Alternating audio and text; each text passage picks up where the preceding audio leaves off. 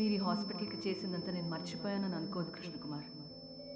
I understand, మీకు మనసు బాగాలేదు, ఐ నో దాట్. అలాంటప్పుడు మీ రోటీలోకి అసలు వెళ్లకుండా ఉండాల్సింది. గుడ్, మంచిది, పేషెంట్ ప్రాణాలతో ఉన్నాడు.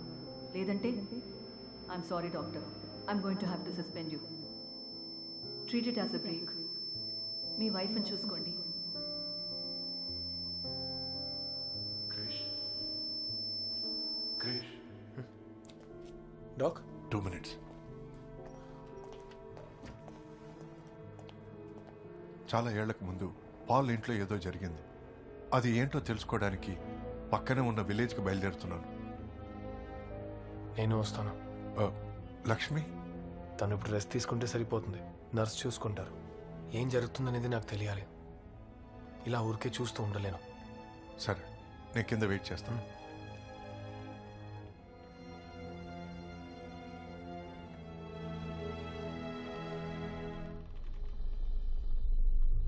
ఈ ఇంటికి వచ్చినప్పుడు మీకు ఏదైనా పాత వస్తువు దొరికిందా? లేదే.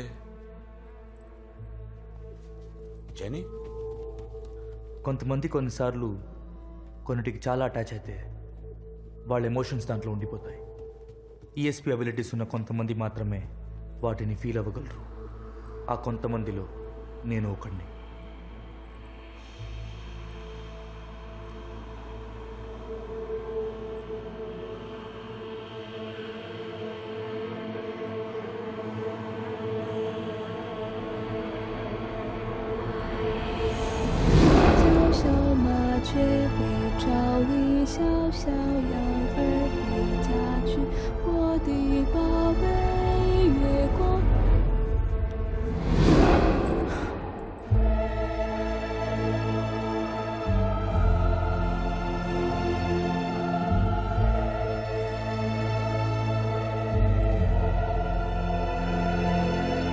ఈ దువ్వెన నీకు ఎక్కడ దొరికింది?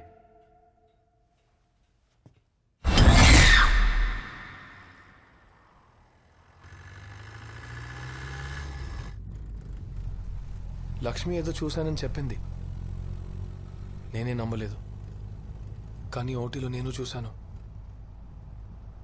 ఆ ఇంట్లో అసలు ఏం జరుగుతుంది? ఇప్పుడు పాల్ ఫ్యామిలీ ఉన్న ఇంట్లోనే 80 ఏళ్లకు ముందు చైనీస్ ఫ్యామిలీ ఉండేది. లూవే అని ఒకరు, తన పెళ్ళాం, వాళ్ళిద్దరికి ఒక చిన్న పిల్ల. తను ఓ పట్టు వ్యాపారి.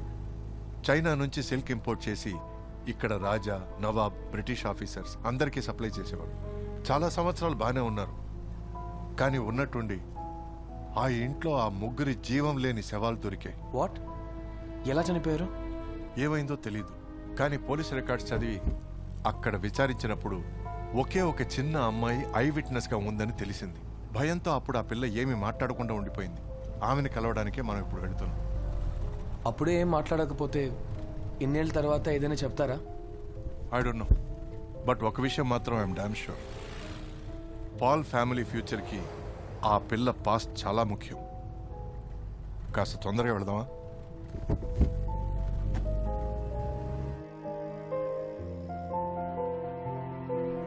నాకెప్పుడు దమ్ము కొట్టాలనిపించినా ఇక్కడికి వస్తాను. అప్పుడప్పుడే నాన్న. ఈ చెట్టు దగ్గరే నాకు ఆ దువ్వెన దొరికింది.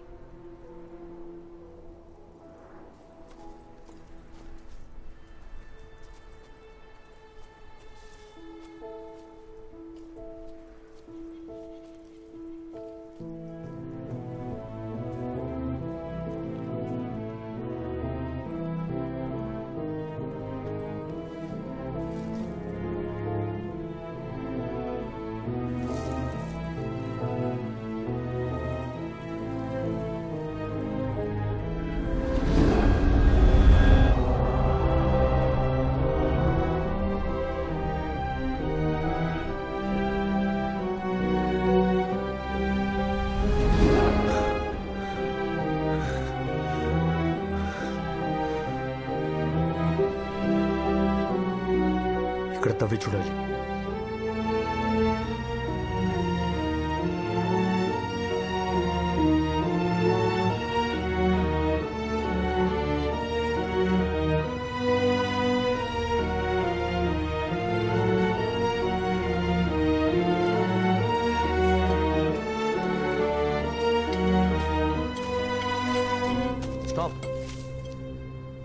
బయటికి వెళ్ళండి.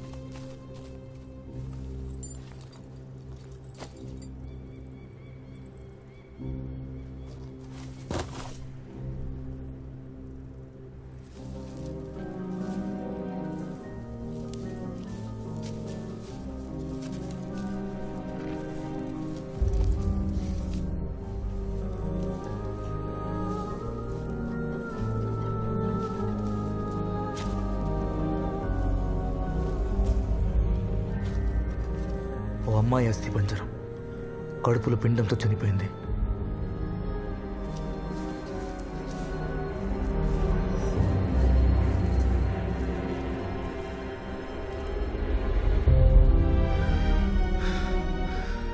ఇంకొకటి చిన్న పిల్లది మెడ విరిగి చనిపోయింది.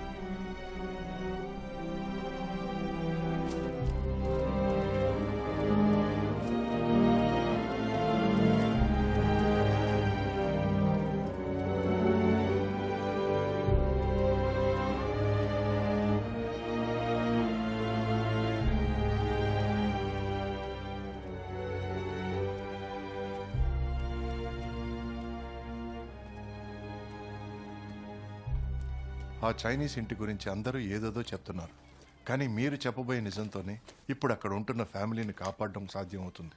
మీకేం గుర్తున్నా చెప్పండి ప్లీజ్.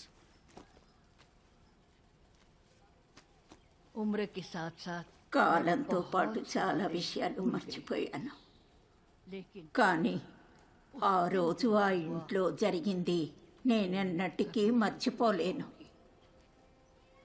बाकी सब అందరూ వాళ్ళు విన్న విషయాలనే మీకు చెప్తున్నారు, से सुना होगा, लेकिन కానీ నేనొక్కదాన్నే ఆ రోజు జరిగిన సంఘటనని నా కళ్ళారా చూశాను. 1935 సంవత్సరం. అప్పటికి నాకు 8 ఏళ్ళు ఉంటాయి. పక్కింట్లో ఒక అందమైన పూల చెట్టు ఉండేది. అందులోని పువ్వులు కోసుకోవడానికి మాట మాటకి వెళ్ళేదాన్ని.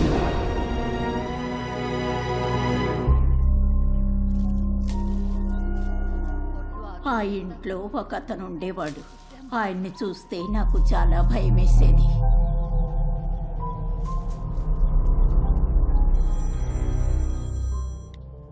హలో హలో उसकी పాల్. घरवाली थी హలో और एक పాల్. लड़की थी जो వాళ్ళిద్దరికీ నా వయసులో ఉన్న ఒక అమ్మాయి ఉండేది. वो जो और అమ్మగారు నన్ను ఎప్పుడూ పువ్వులు కోసుకొని ఇచ్చేవారు. एक दिन जब ఒకరోజు నేను అక్కడికి వెళ్ళినప్పుడు ఆవిడ అక్కడ లేదు. ఆయన ఒక్కరే ఉన్నారు.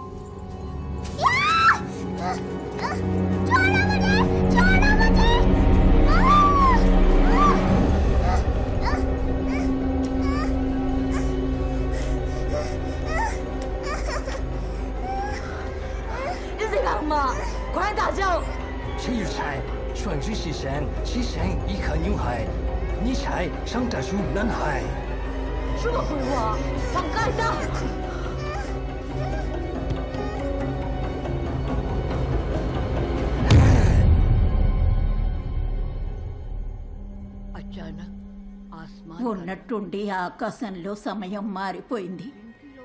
పగలు రాత్రిలా మారింది. ఆ రోజు సూర్యగ్రహణం. 生命谁说一起来，唯有牺牲一颗女孩，才能宽浪一颗男孩，并有在入西山完成一切。这回你从哪等来的？你看，我的黑魔王，我的黑魔王，都是你害的！快，没时间了，没毕业的发迹了，我要跻身里面了。 아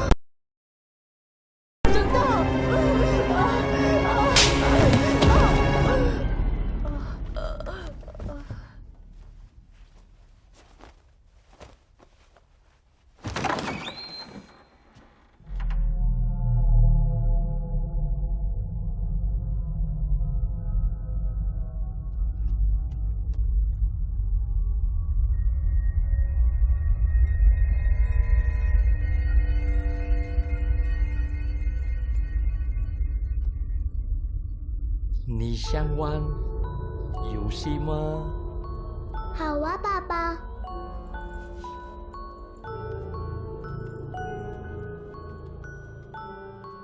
你想要弟弟吗？想啊，爸爸。听我的话。好啊，我该做什么呢？来，把头放这。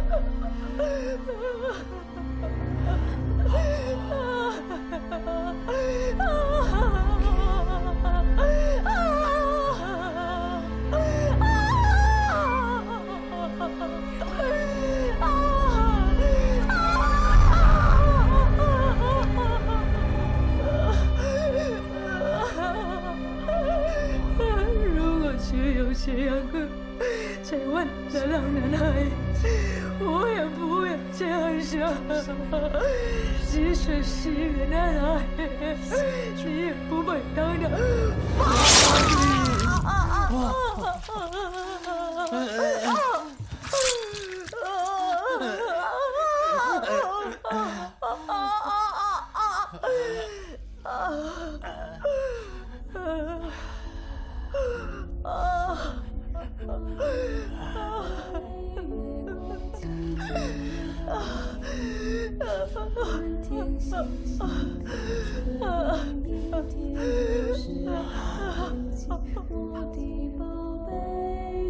这还没完，才刚开始而已。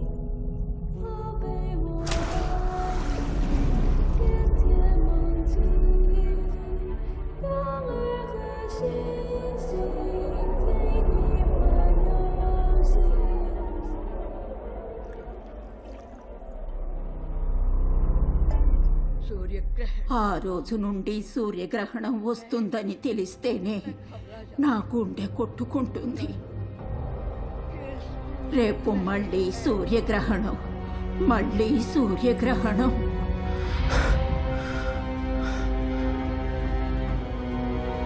ఇన్ని రోజులుగా భార్యాత్మ పిల్లాత్మ మిమ్మల్ని కాపాడడానికి భయపడుతున్నారు.